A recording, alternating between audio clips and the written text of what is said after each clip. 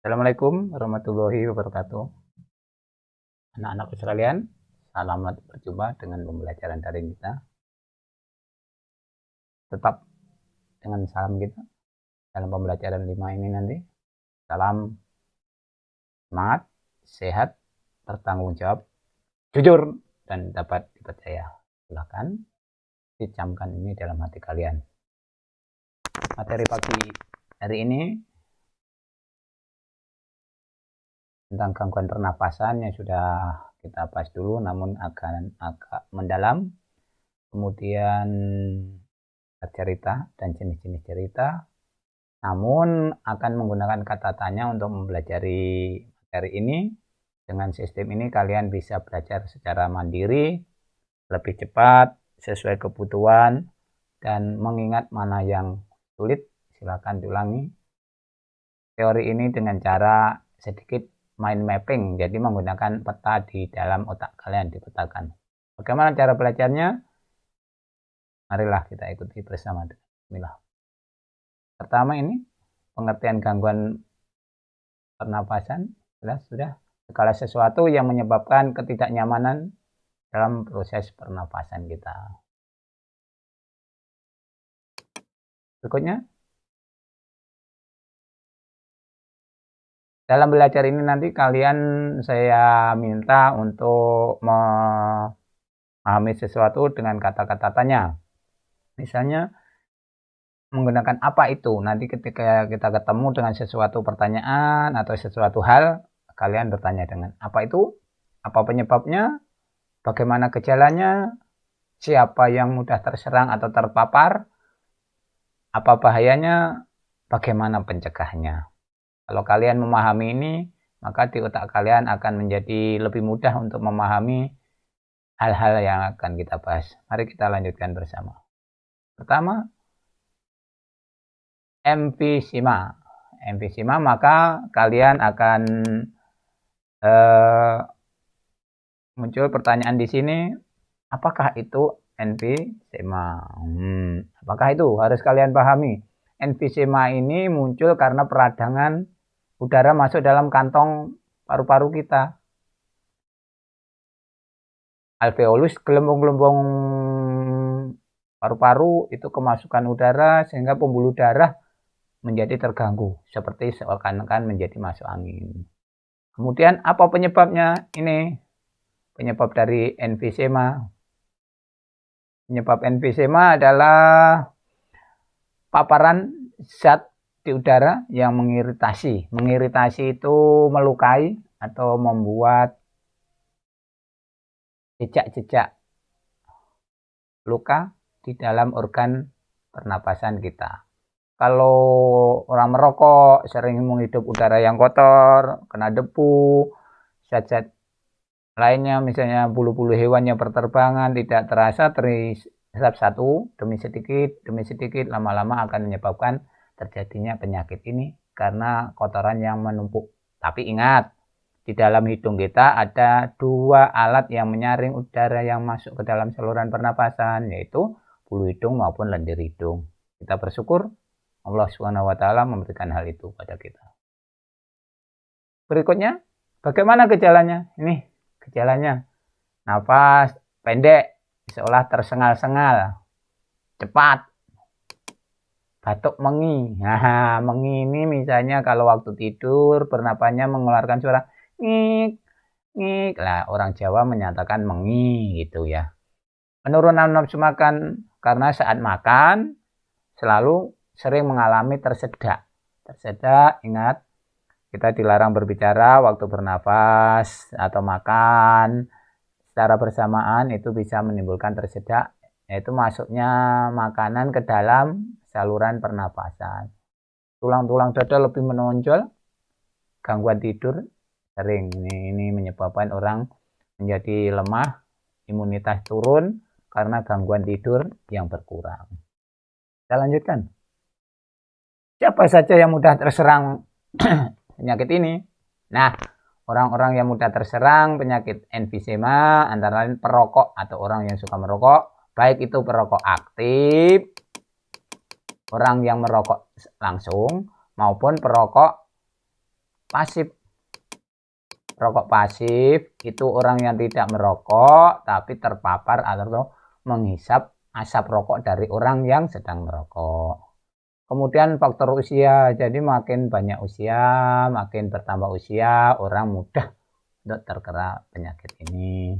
Selanjutnya adalah paparan polutan. Ingat anak-anak, udara kita semakin hari semakin kurang bersih, maka polutan itu zat pengganggu atau zat pencemar. Pencemar yang mencemari udara ini terutama itu sangat mengganggu pernapasan. Kita lanjut.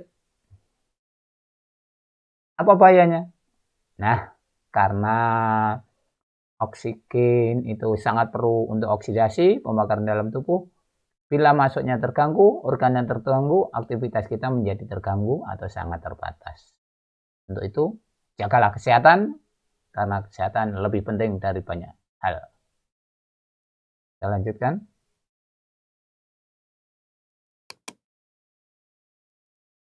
Nah, bagaimana cara pencegahannya? Ya jelas, jauhi rokok maupun asap rokok. Ini penting ini, karena merokok banyak mengandung zat-zat yang merokok banyak mengandung zat-zat yang berbahaya bagi kesehatan. Antara lain adalah zat nikotin. Nah, ingat ini nikotin. Ini sangat berbahaya bagi kesehatan. Olahraga yang cukup, teratur dan terukur seperti yang telah saya sampaikan dalam pembahasan sebelumnya. Konsumsi makanan sehat. Nah, ingat anak-anak, kalau kalian makan, jajan, pilihlah makanan yang bersih dan sehat. Maka itu akan menunjang kesehatan kalian. Istirahat yang cukup. Istirahat yang terbaik adalah tidur. Itu harus cukup. Dan perbanyak minum air putih. Saya ulangi, perbanyak minum air putih. Jangan suka jajan, kalau perlu membawa bekal air putih yang cukup, sehingga kalian bisa memilih saat jajan nanti, uangmu bisa dialokasikan dengan makanan yang sehat, walaupun harganya agak mahal, tapi itu akan lebih baik daripada hanya jajan seadanya, sehingga kurang menjamin kesehatan. Kemudian kita lanjutkan anak-anak. Penyakit yang kedua, asma. Nah, apa itu? Kembali silakan dijawab pertanyaan. Asma, apa itu? Asma berupa peradangan yang kronis atau kronik dalam saluran pernafasan. Penyebabnya sama seperti emfisema, infeksi, sinusitis, pilek, flu, alergi, batuk, kena serbuk tumbuhan, debu, jamur, dan sebagainya. Ingat kalian tinggal di desa, kalau musim bunga jagung itu mudah berterbangan, maka hati-hati kalau kalian bermain, lebih baik penuhi protokol kesehatan dalam kondisi tertentu, sehingga kalian tetap terjaga kesehatannya. Kita lanjutkan, bagaimana gejala-gejalanya orang yang asma? Ini kita mengenali dulu, kenali. Bagaimana tanda-tandanya? Sesak napas. Nomor 1. Yang kedua, batuk ini anak-anak. Nah, kalian yang sering batuk, mudah-mudahan tidak terkena penyakit ini. Mengik, seperti tadi, mengeluarkan suara ngik waktu tidur atau waktu bernapas. Dada sering terasa sesek. Nah, ini. Apalagi ada debu, bulu-bulu hewan yang terbang, kucing misalnya, anjing, bulu burung, bulu bebek, dan sebagainya yang kecil-kecil. Maka sering batuk, itu salah satu tanda asma. Siapa saja yang mudah terserang asma, ini bisa diderita oleh semua orang. Jadi tidak tergolong usia. Bisa tua, bisa muda, dan sebagainya. Walaupun sampai sekarang penyebab pastinya belum bisa diketahui secara jelas. Itu asma. Bagaimana cara pencegahannya? Nah, hindari pemicunya. Ini penting, pemicunya debu, bulu hewan, dan sebagainya. Yang kedua, di dalam ruangan sering batuk, maka orang yang beraktivitas dengan penyakit asma ini sering menggunakan alat pengobatan dan dibawa kemana? Nah, bawa obat itu anak-anak kalau pergi, kemudian pakai pelembab udara di dalam ruangan sehingga debu-debu lebih bisa diminimalisir. Kemudian berolahraga dengan tepat dan tidak berlebihan, memakai masker, dan imunoterapi meningkatkan kekebalan tubuh, kemudian pola makan yang baik. Nah, ini penyakit yang berbahaya berikutnya yaitu kanker paru-paru. Apa itu? Nah, kembali kanker penyakit pada jaringan paru-paru, baik secara primer maupun metastasis. Kalau primer ini menyerang dari dalam, kalau metastasis ini dari luar paru-paru.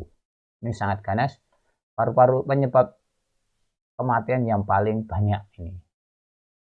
Bahkan melebihi 9 juta orang setahun di dunia yang mati karena kanker paru-paru. Penyebab utamanya adalah kebiasaan merokok, baik perokok aktif maupun perokok pasif. Ingat racun apa tadi yang ada dalam rokok? Nah, untuk itu kalau bisa jauhi orang merokok dan usahakan keluarga kalian tidak ada yang merokok secara masif atau berlebihan di sembarang tempat. Berikutnya,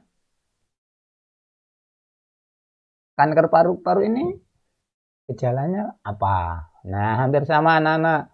Batuk yang kronis, batuk sampai mengeluarkan dahak yang berdarah, nyeri di dada, punggung, ataupun bahu, kerap mengalami sesak nafas. Nah, yang mudah terserang ini tentu saja adalah orang-orang yang perokok, baik perokok pasif maupun perokok aktif. Sama-sama perokok aktif ini bahaya, pasif juga sangat berbahaya karena tidak sengaja menghisap asap rokok yang mengandung nikotin. Tadi anak-anak. Nah, kanker paru-paru ini bisa menyebar nanti kalau tidak segera diobati. Mudah-mudahan di antara kita tidak ada yang mengalami sakit ini. Berikutnya, pencegahan penyakit paru-paru ini tentu saja hampir sama secara umum dengan pencegahan penyakit pernafasan lain tadi ya. Olahraga yang teratur, makan yang cukup, pola hidup yang sehat, tidak merokok, istirahat yang cukup. Nah, itu akan menghindarkan kita dari penyakit-penyakit yang berbahaya. Selanjutnya, nah ada lagi ini TBC. Apa itu TBC? Sama seperti tadi. TBC itu penyebabnya ini bakteri tuberkulosis. Nah, tuberkulosis itu semacam kuman yang menempel, melekat, berkembang dalam paru-paru kita sehingga menyebabkan sakit. Gejalanya hampir sama dengan yang lainnya tadi, batuk-batuk, tapi ini lebih kronis anak-anak. TBC ini atau TBC paru-paru ini kalau dibiarkan nanti akan menyebar ke seluruh tubuh, organ-organ tubuh kita. Bahkan tulang belakang kita pun bisa terganggu. Dan pengobatan TBC ini ingat sangat penting. Pengobatan berlangsung 1 tahun. Rutin. Artinya apa anak-anak? Kalau ada seseorang meminta bantuan ke rumah sakit atau puskesmas, dia akan diberi obat selama 1 tahun dan tidak boleh minum obat itu terlewat 1 hari pun. Artinya bila terlewat sekalipun dia harus mengulangi lagi dari awal minum obat itu selama 1 tahun. Nggak enak anak-anak dan nggak usah lah kita mengalami sakit ini mudah-mudahan. Itu TBC. Berikutnya kita lihat TBC. Siapa saja yang mudah terserang ini? Nah, ini yang mudah terserang TBC ini orang-orang yang dengan imunitas tubuh yang rendah. Jadi orang yang mudah sakit, pemedap HIV, diabetes, gangguan ginjal, kanker, dan lain sebagainya. Nah, ini malnutrisi. Apa malnutrisi itu? Kurang gizi. Nah, atau konsumsi makanan yang kurang. Ini menyebabkan malnutrisi. Selain itu juga perokok. Ingat kata rokok itu tak kurang bermanfaat namun sangat berbahaya. Bagaimana pencegahannya? Nah, ini anak-anak biasakan tutup mulut saat bersin, batuk, atau kalau kamu terpaksa ya waktu batuk atau bersin memalingkan muka dari hadapan orang lain sehingga droplet atau percikan tidak mengenai orang lain. Tuh, tidak biasa membuang ludah sembarangan ya anak-anak. Jadi kurang baik untuk kesehatan. Berikutnya flu. Nah, anak-anak ini yang sangat berbahaya. Influenza. Sekarang ini berkembang penyakit yang namanya COVID. COVID itu berasal dari flu ini yang mengalami mutasi anak-anak. COVID-19 itu influenza yang mengalami mutasi. Mutasi itu perkembangbiakan atau perubahan gen yang menyebabkan lebih tahan dan lebih ganas kalau menyerang manusia. Disebabkan oleh virus anak-anak. Menyerang manusia pada musim pancaroba dulu. Pancaroba itu perubahan seperti sekarang ini, perubahan antara kemarau ke hujan. Ini orang sering panas, beli es, dan makan yang kurang teratur sehingga menyebabkan mudah terserang penyakit flu. Kita lanjutkan. Gejalanya ini demam, menggigil, nyeri otot. Ya sudahlah, semuanya kita pernah mengalami. Ini tanda-tanda terkena flu. Lalu bagaimana mencegahnya? Nah, kalau sekarang ini yang sangat menjadi viral anak-anak. 5M. Ya. Jadi menjaga jarak, memakai masker, rajin mencuci tangan pakai sabun. Nah, ingat pakai sabun, menghindari kerumunan dan mengurangi mobilitas atau perpindahan. Kalau nggak ada perlu, kalian ini nggak usah pergi. Perlu saja. Nggak mengurangi risiko terpapar penyakit COVID yang sekarang terjadi pandemi. Pandemi itu apa? Tanya pada orang lain yang belum bisa pandemi itu apa. Silakan kita lanjutkan yaitu cerita dan bercerita. Nah, sekarang pertama bercerita. Apakah itu bercerita? Nah, bercerita itu kegiatan produktif bagi kita untuk berlatih. Dalam bercerita, seseorang memiliki kemampuan harus ini. Satu, pikiran. Nah, pemikirannya harus lebih berkembang. Yang kedua, kesiapan mental. Nah, tidak sembarangan loh anak-anak bercerita ini. Harus mental. Siap. Redek itu dijauhi. Keberanian juga. Perkataan yang jelas. Sehingga apa yang kalian sampaikan mudah dipahami oleh orang lain. Nah, apakah itu cerita? Cerita itu apa yang ingin kita sampaikan kepada orang lain. Sehingga orang lain memahami apa yang kita maksud itu dengan cerita. Kita lanjutkan. Dalam bercerita atau dalam cerita itu memiliki unsur satu tokoh. Tokoh ini nanti adalah ada tokoh utama. Tokoh utama itu lakon anak-anak ceritanya. Kemudian ada tokoh pembantu, pemeran pembantu orang-orang yang melengkapi cerita itu. Kemudian latar. Nah, latar itu tempat atau waktu. Latar ada dua, latar tempat atau waktu. Jadi tempat kejadian peristiwa itu namanya latar tempat. Kalau waktu terjadinya peristiwa itu namanya latar waktu. Kemudian watak. Watak ini ada watak baik. Orang yang tokoh baik itu namanya watak protagonis. Lainnya jelek atau tidak baik.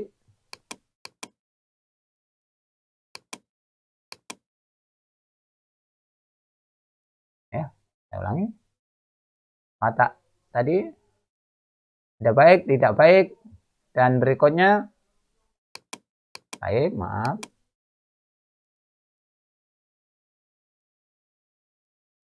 Tidak baik dan watak berubah. Kadang-kadang dari jelek kemudian menjadi baik atau baik menjadi jelek. Berikutnya. Alur itu jalannya cerita. Bagaimana tuh awalnya sampai akhir itu namanya alur. Nanti alur ada dua. Alur lurus dan alur balik atau nama lainnya flashback ini dalam cerita. Nah, itu unsur-unsur dalam cerita. Kemudian amanat. Amanat itu adalah pesan. Pesan apa yang ada dalam cerita? Kalau kalian menceritakan sesuatu, jangan nggak ada manfaatnya sama sekali, tapi harus ada manfaatnya. Jadi ini unsur cerita ada tokoh, latar, watak, alur, dan pesan. Kalian pahami? Oh. Kita lanjutkan jenis cerita. Dongeng. Nah, dongeng ini sering disebut dengan cerita dari mulut ke mulut.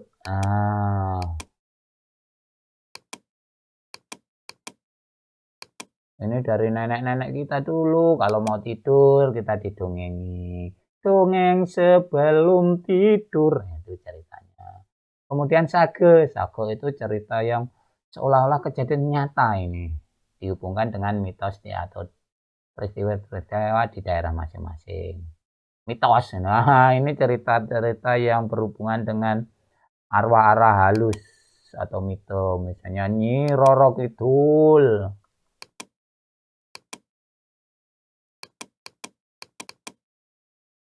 Dan lain sebagainya. Kadang-kadang ada, setiap tempat ini pasti ada. Legenda ini menceritakan asal-usul nama suatu tempat.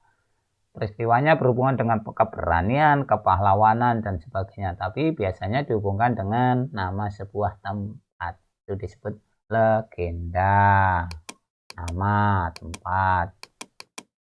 Misalnya Telaga Sarangan. Ada ceritanya Ki Pasir karo Nyi Pasir itu.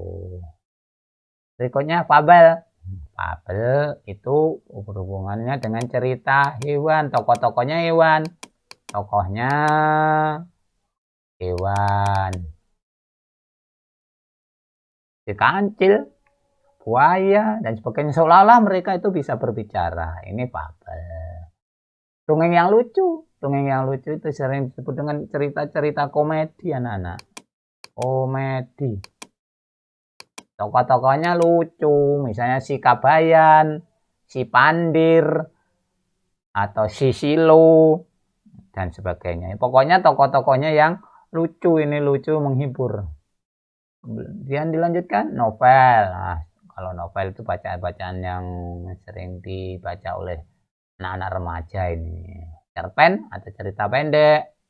Kemudian ada lagi cergam yang sering disebut dengan komik. Itu tadi jenis-jenis cerita yang kamu harus pahami. Sekian pembelajaran hari ini. Mudah-mudahan sangat bermanfaat bagi kalian. Kalau ada kurang dan lebihnya, mohon maaf sebesar-besarnya. Akhirul kalam. Assalamualaikum warahmatullahi wabarakatuh.